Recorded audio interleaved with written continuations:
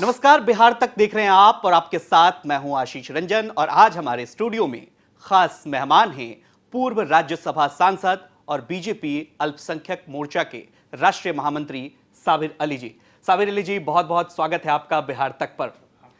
सवालों का सिलसिला शुरू करेंगे, चूंकि लंबा राजनीतिक अनुभव है आपका और बीजेपी में हैं आप।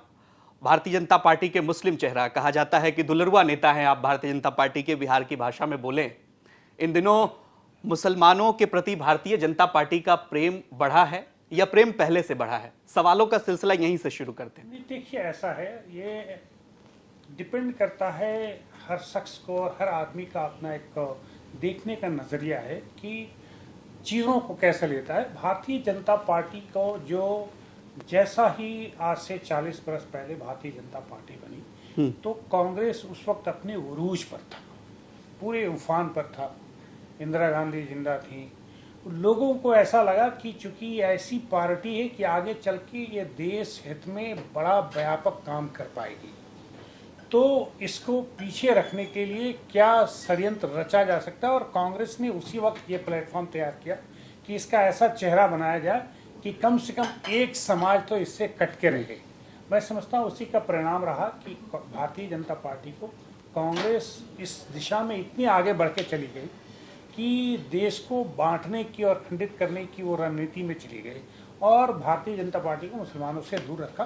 प्रेम पहले भी था, आज भी है, और मुझे लगता है कि जब तक पार्टी रहेगी तब तक प्रेम रहेगी, क्योंकि पार्टी की जो बनावट है उसमें देश हित है, और जब देश हित है तो देश का हर समुदाय उसमें सम्मिलित रहता है। साबिर अली जी, ये बात कह रहे हैं, कांग्रेस पार्टी पे आरोप लगा रहे हैं, कोई बड़ा चेहरा। देखिए, इसी से सवाल यहाँ से शुरू होता है। लोकसभा में भी भारतीय जनता पार्टी में एक भी एमपी नहीं है मुस्लिम चेहरा को लेकर के, तो आरोप तो कांग्रेस पार्टी या अन्य विपक्षी पार्टियां लगाती रहती है भारतीय जनता पार्टी के को लेकर के, और भारतीय जनता पार्टी के कई नेताओं के बयान भी ऐसे आते रहते हैं। देखिए, आप जिस माध्यम से हम लोग बात कर रहे हैं, इंडिया टुडे नेटवर्क बहुत बड़ा ग्रुप है।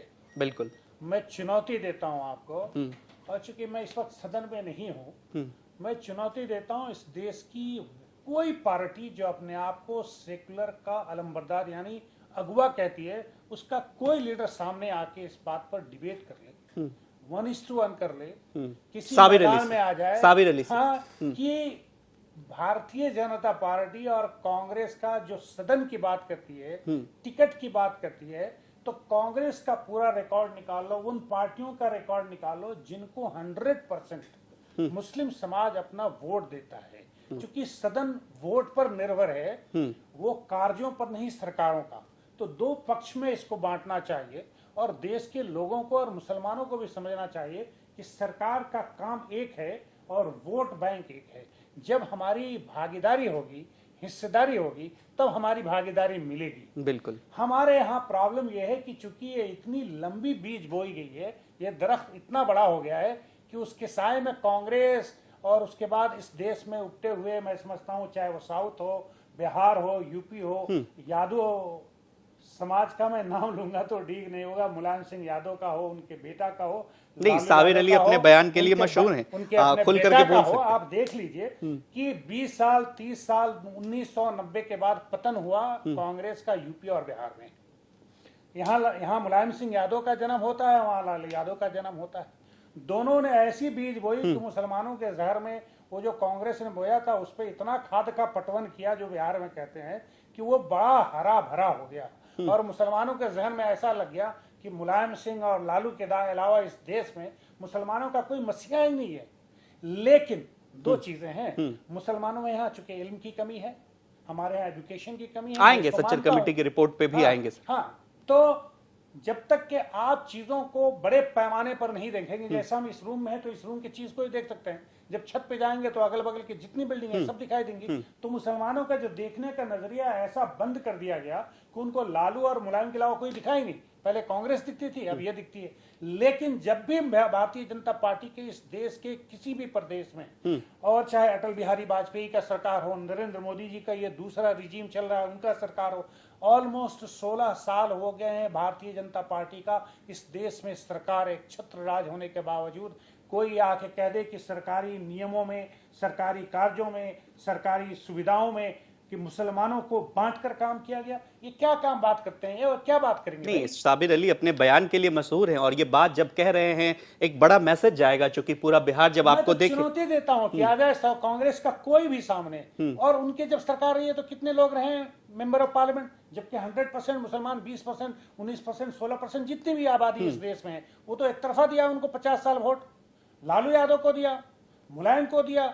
नहीं तो कितने लीडरों लालू को पैदा प्रसाद किया? के नहीं, उन्होंने ये किन उनका तर्क योजनाओं को होता है, लागू आरजेडी किया? का तर्क होता है या फिर कांग्रेस पार्टी का तर्क होता है कि हमने मुसलमानों को मंत्री बनाया, केंद्र में जगह दी, मुख्यमंत्री बनाया। ये सब मतलब उनका कहना होता है। और अभी भी आप देखिए कमोबेश मुस्लिम समुदाय के लोग वोट क्यों कर रहे हैं? साबिर अली उन्हें समझाने में अब तक नाकाम हो गए हैं। नहीं, देखिए, मैं दो चीजें, मैं तो ये कह रहा हूं कि मुझे जितना एफर्ट्स देना चाहिए, मुझे कहने में कोई संकोच नहीं है कि मुझे जितना एफर्ट्स देना चाहिए तो शायद मेरी कमी है, लेकिन जब कोई इंसान के दिमाग में जहर हो, किसके दिमाग में जहर?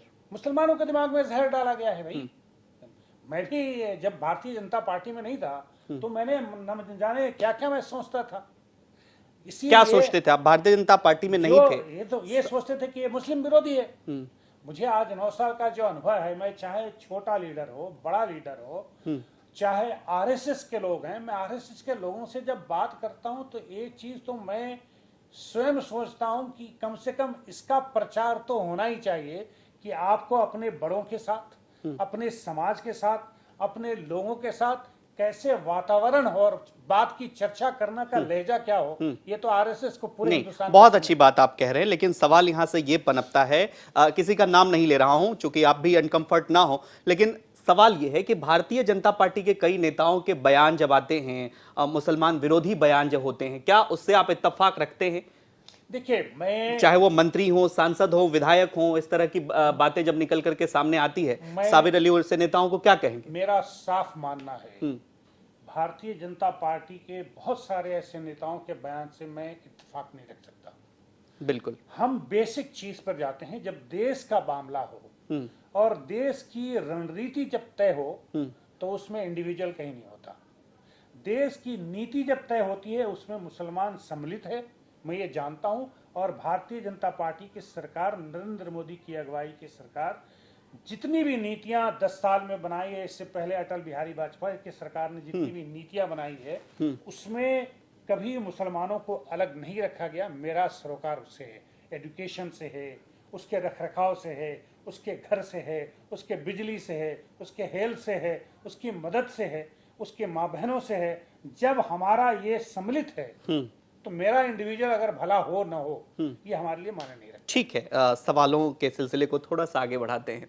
साबिर अली जी ये बात कह रहे हैं, अगर ये बात सदन में जाकर के कहें तो और बेहतर होगा, मतलब भारतीय जनता पार्टी के पक्ष को आप बेहतर रख पाएंगे। राज्यसभा सांसद थे आप, आगे आने वाले दिनों में पार्टी कोई बड़ी जिम्मेदारी देती है, साबिर अली जैसे चेहरों को क्यों नहीं पार्टी आगे बढ़ाती है? देखिए, पार्टी बहुत बड़ी हो गई है, मुझे इस बात का कोई मलाल नहीं है। मैं सदन में 1 बार रहूं, 2 बार रह चुका, 3 बार रहूं या 10 बार रहूं, मेरे सेहत पे और मेरे जहन पे कोई फर्क नहीं पड़ेगा। सियासत में मैं जब आया उस वक्त मैं इतना सक्षम था कि मैं अपने परिवार का देखभाल बड़ी मुद्दत तक, बड़े लंबे समय तक कर सकता हूं। इतना मैं अपने आप का जनता की भी तो भागीदारी। लेकिन जब मैं आया सियासत में तो ये खुली बात है कि मैं सियासत में इसलिए आया कि मैं लोगों को अपनी कंधा दे सकूं और लोगों का काम कर सकूं, और इस देश में मेरा अगर योगदान अगर एक तिनके के बराबर भी हो जाए तो मैं अपने आप को सौभाग्यशाली समझूंगा। लेकिन बहुत चर्चित चेहरा रहे 2014 में, बहुत नाटकीय ढंग में बहुत कुछ हुआ भी, और उस सवाल पर हम बाद में आएंगे, लेकिन पासमानदा मुसलमानों को लेकर के बात हम कर लेते हैं साबिर अली जी। चूंकि ये कहा जाता है कि पासमानदा मुसलमानों की तरफ भारतीय जनता पार्टी की निगाहें हैं। बिहार में साबिर अली जी जिस जगह से आते हैं, मतलब आपको क्या लगता है, आप उनको और रिझा पाने में 2024 में साबिर अली का क्या योगदान रहेगा मुसलमानों को भारतीय जनता पार्टी के प्रतिपक्ष में करने? ये बात सच है, मुझे कई बार मौका मिला आदरणीय प्रधानमंत्री जी से बात करने का, और ये मैं बड़ी जिम्मेदारी के साथ कह रहा हूँ कि मैंने भी कई बार, बल्कि 2016 में सबसे पहली बार भारतीय जनता पार्टी में आपने जिस समुदाय की बात किया, जो पिछड़े समाज की बात की, अल्पसंख्यक की बात, अल्पसंख्यक में जो वो समाज जो पिछड़ा हुआ है, जिसको हमारे यहाँ पासमानदा कहते हैं, पहली बार हमने रैली बुलाई थी तालकटोरा में। कमोबेश 9000 लोग आए हुए थे। ये आईबी की रिपोर्ट है। मेरी अपनी कहें तो हम तो 15,000 बोले 10,000 बोले, लेकिन आईबी की रिपोर्ट थी कि 9,000 लोग थे। उसमें देश के हर कोने से प्रमुख लोग भी थे और हर समाज के जितने प्रमुख लोग थे उस स्टेज पर डायस पर थे। मैं समझता हूं कि हमें एक तो जाति हो गया और एक पिछड़ापन हो गया। इस देश में मुसलमानों की वो जातियां जो इस देश के छोटी जातियों से परिवर्तन करके इस मुल्क में धर्म परिवर्तन जब हुआ तो वो अपने काम पे टिके रह गए, चाहे वो नाई हो, हज्जाम हो, हलखोर हो, जो भी जातियां, हाँ, जातियां रहीं, उनको यहाँ पसमानदा शब्द दे गया। पसमानदा का मतलब है पिछड़ा हुआ, यानी ओबीसी, अति ओबीसी जो सबसे पिछड़ा हुआ है मुसलमानों का, उसका तबका लगातार इस मुल्क में 80% और 75% से हमेशा ज्यादा रहा, क्योंकि वो रहे नहीं रहे। और वो लोग जो अपने आप को अशराफ कहते हैं, जो बड़े कास्ट के, वो 3, 4, 5 जातियां टोटल पूरे मुल्क में हैं और 100 जातियां वो हैं जो पिछड़े समाज से हैं। लेकिन इत्तेफाक ये रहा कि चूंकि ये अशराफ जो लोग हैं, मैं उनके खिलाफ नहीं हूँ और लोग उनके खिलाफ जहर उगल सकते हैं, मैं उसमें से नहीं हूँ। कौन जहर उगलते हैं? हमारे यहाँ भी है, पसमानदा में लोग हैं जो जहर उगलते हैं, लेकिन मैं उसके मिजाज के नहीं हूँ। मैं अपना हक तुम लो, लेकिन दूसरे का हक मत खाओ। मैं इस मत का हूँ कि अब बड़े जातियों में चूंकि अब पठान हैं, शेख हैं, सैयद हैं, चेहरा अच्छा है, कुर्ता भी अच्छा है, बंडी पहनने का भी तरीका है, बोलने का भी तरीका है। जो पिछड़ा है, कमजोर है, वो तो गांव में रहता है, वो तो सिर्फ वोट देता है और मजदूरी करता है, उसको मौका मिलता नहीं है। तो ये लोग जो 15% लोग हैं, इन्होंने भरपूर 75 साल मलाई खाई और चूंकि राजनीति के गलियारे में, बड़े शहर के गलियारे में कुर्ता, बंडी, हजावा कजावा लगा के पूरा चले, नेता के सामने गए, बड़ी अच्छी बातें रखी, लच्छेदार बातें रखी उनकी, चाहे वो आप साइको फैंसी कह लीजिए, चाहे किसी शब्द का इस्तेमाल कर लीजिए, उनको करने भी आता है। आज भी वही लोग हैं।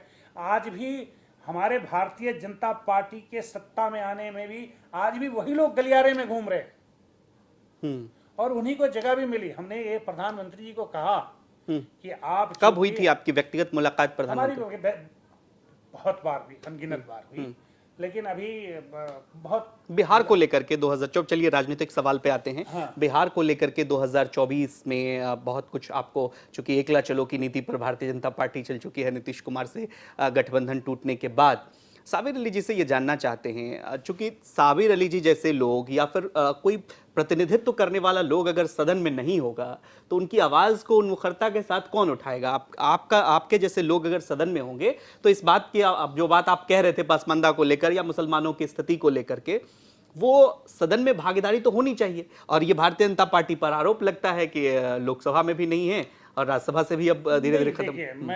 मैं हूं या आप मानते हैं कि, मतलब आपकी बात नहीं, व्यक्तिगत बात से अलग, आप मानते हैं कि मुसलमान, मैं आपको इसलिए कह रहा हूं कि भारतीय जनता पार्टी जितनी योगदान मुसलमानों को पार्टी के प्रति है, उससे ज्यादा भागीदारी जब भी मौका मिला है भारतीय जनता पार्टी में नहीं है। ये ईमानदारी की बात है। मैं आपको नाम गिरा दूं, चाहे वो गवर्नर का लेखा हो, आप देख लें 75 साल से जितनी दिन कांग्रेस रही है उसका रेशियो निकाल लीजिए और भारतीय जनता पार्टी का।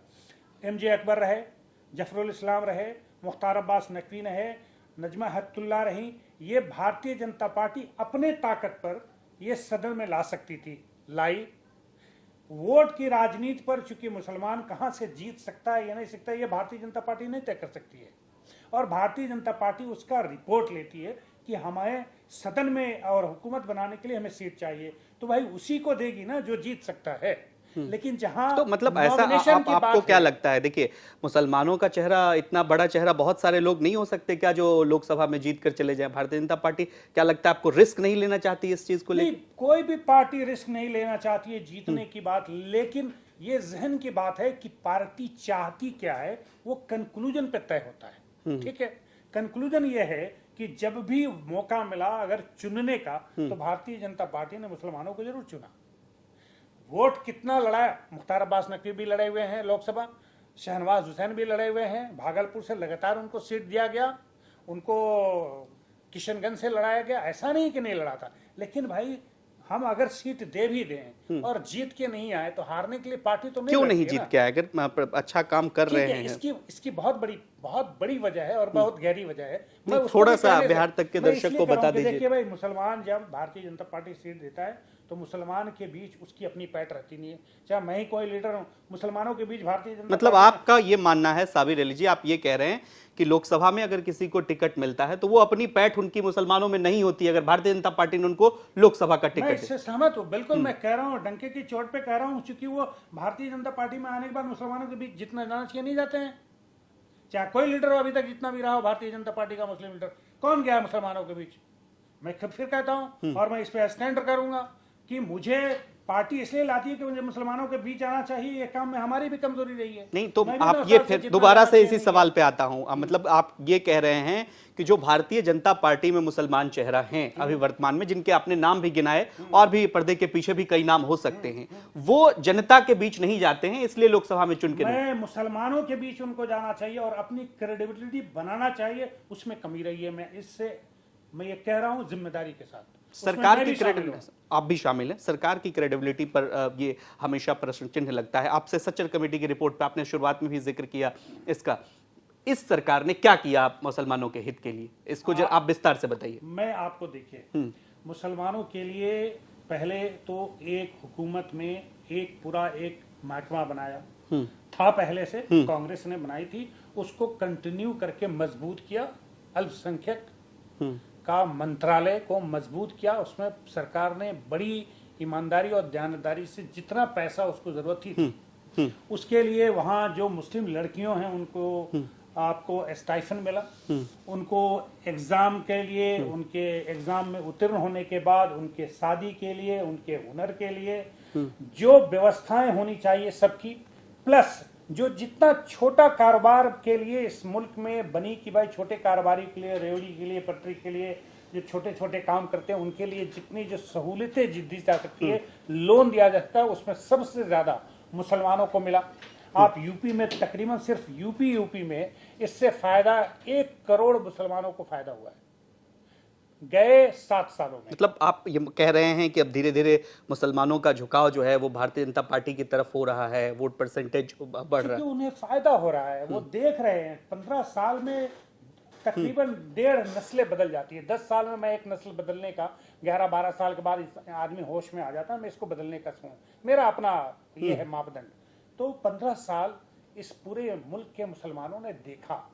मोदी जी आ जाएंगे तो क्या होगा, 2014 में क्या क्या नारे लगाए गए, किस तरह का जहर उगला गया। फिर से नारे लगा रहे नीतीश कुमार। अब नीतीश कुमार को मुझसे ज्यादा कौन जानता है?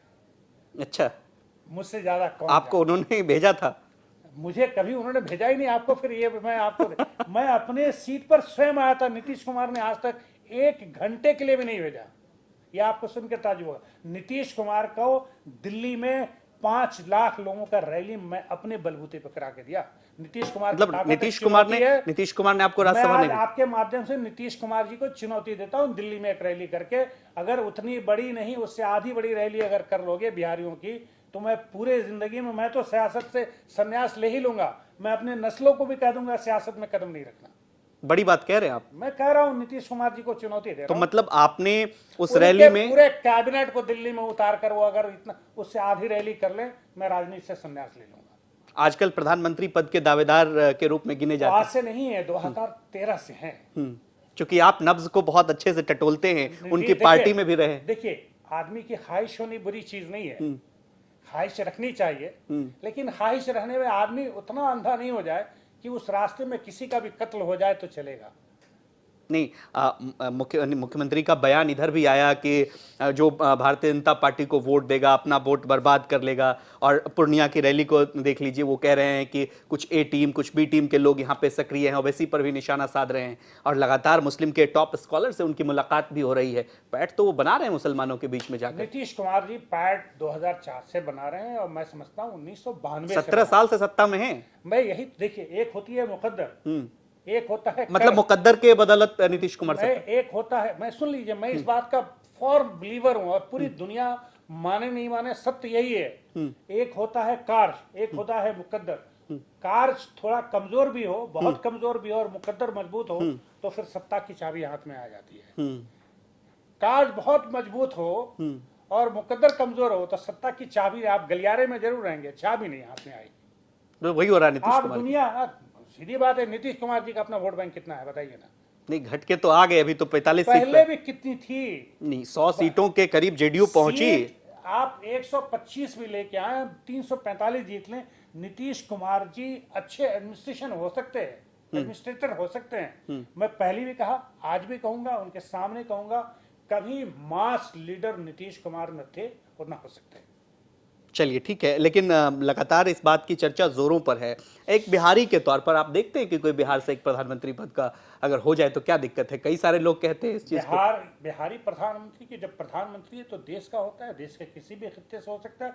वो आदमी हो, वो शख्स हो जो देश की पूरी आगे बढ़ाने की क्षमता रखता हो और वो सोच का, वो व्यापक सोच का हो।